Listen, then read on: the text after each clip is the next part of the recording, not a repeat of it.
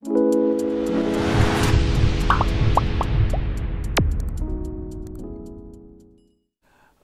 বিষয় 2024 সালের তৃতীয় শ্রেণীর প্রথম পর্যায়ক্রমিক মূল্যায়নের অঙ্কের প্রশ্ন এবং তার উত্তর।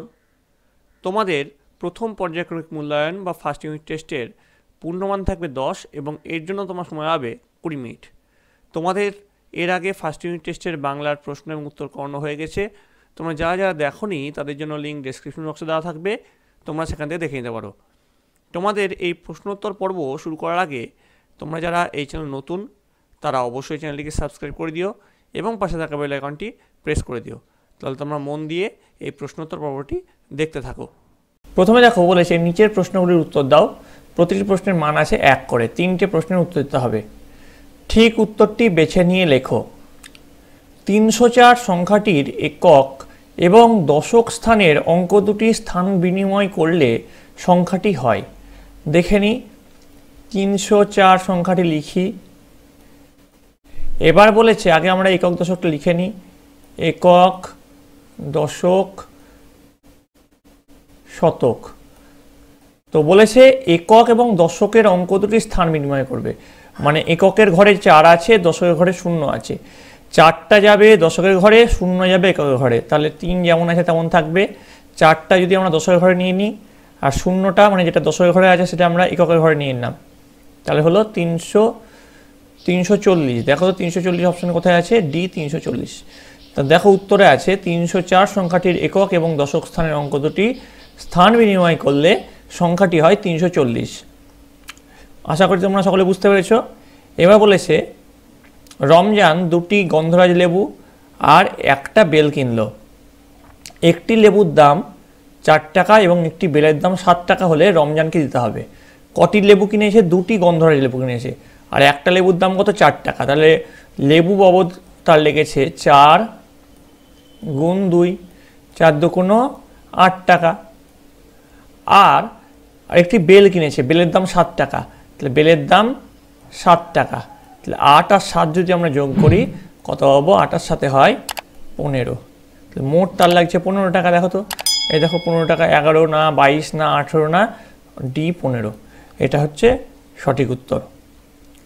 এবার দেখো গ 5 গুণ 7 এই গুণফলে দশকের অঙ্কটি এককের অঙ্ক থেকে 2 বেশি। আগে দেখি 5 গুণ 7 এই গুণফল কত?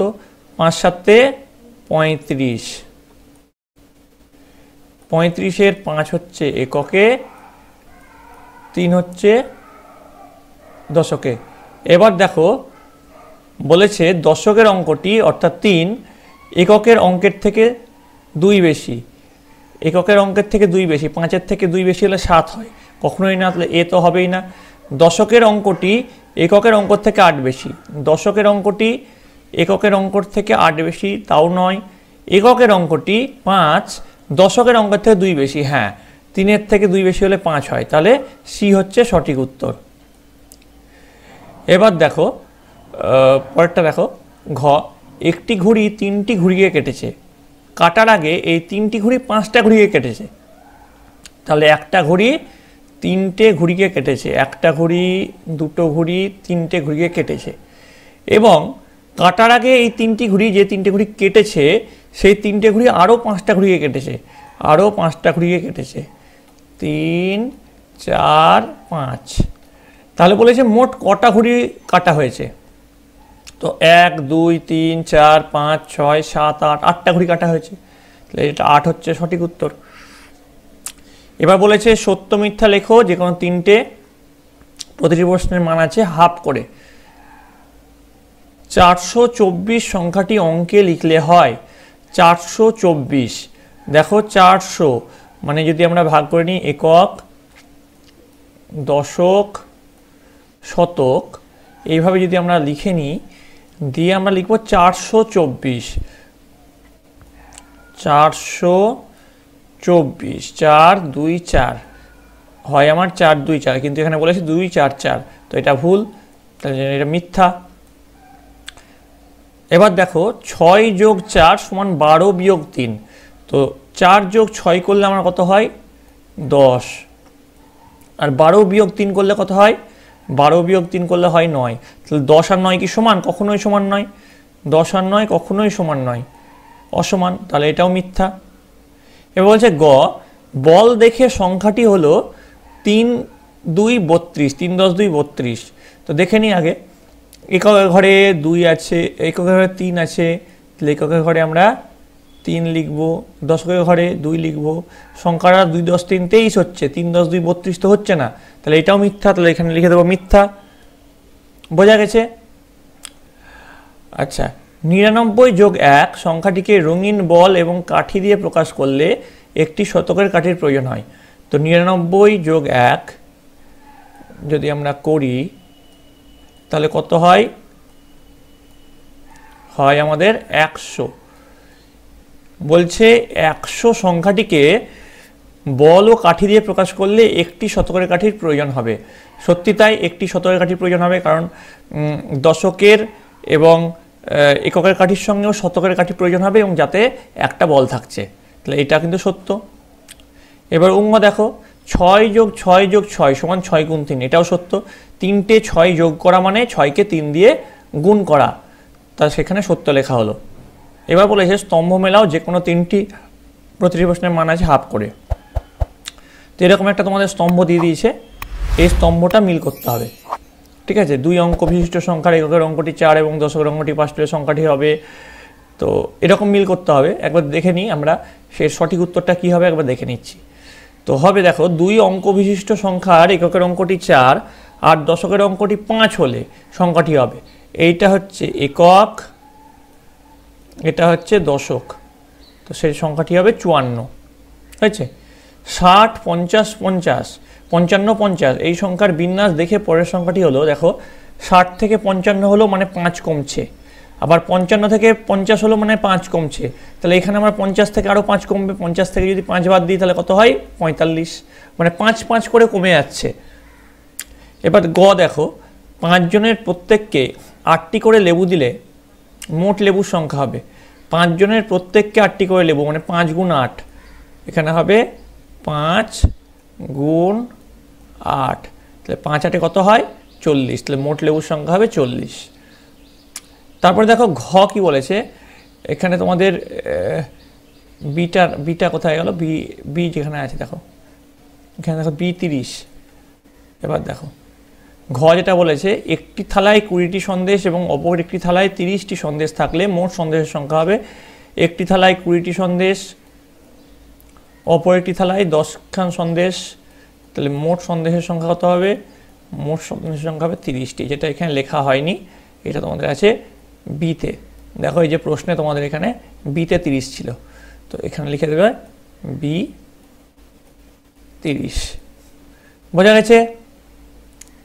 এবার বলেছে যে কোনো 2টি প্রশ্নের উত্তর দাও, প্রতিটি প্রশ্নের মান আছে এখানে 2 করে। চিত্রের সাহায্যে কাঠিতে পুঁতি বসিয়ে 119 সংখ্যাটিকে প্রকাশ করো। তো এরকম তোমরা কাঠি আশা করি তোমরা বইয়ে করেছো। তো এরকম আমরা কাঠি প্রথমে এঁকে নেব, তারপরে আমাদেরকে বলেছে 119 সংখ্যাটি প্রকাশ করতে হবে। তো 119 মানে শতকের ঘরে 1, দশকের ঘরে 1 এবং এককের ঘরে 9, তাহলে 119 লিখলাম। এবার আমরা পুঁতি বসাবো, শতকের ঘরে একটা পুঁতি বসালাম, দশকের ঘরে একটা পুঁতি বসালাম এবং এককের ঘরে 9টা লাল পুঁতি বসালাম, দিয়ে আমরা 119 সংখ্যাটিকে প্রকাশ করলাম।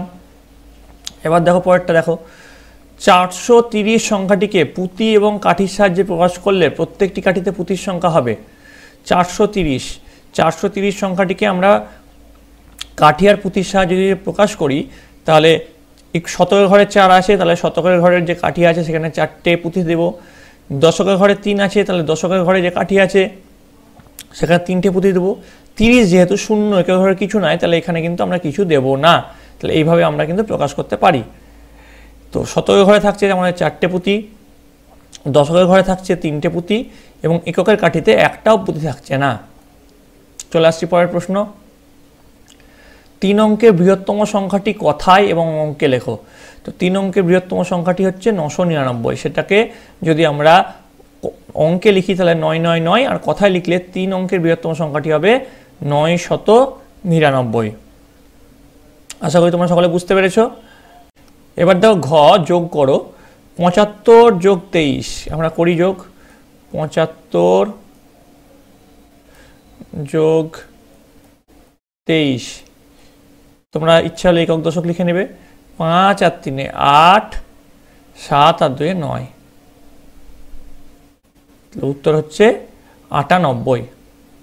একটা বিয়োগ করি। 58 থেকে 35 বাদ, তাহলে 8 থেকে যদি আমরা 5 বাদ দিই তাহলে 3, 5 থেকে যদি আমরা 3 বাদ দিই তাহলে হয় 2, 23। তো আমরা এটা কিন্তু করে ফেললাম।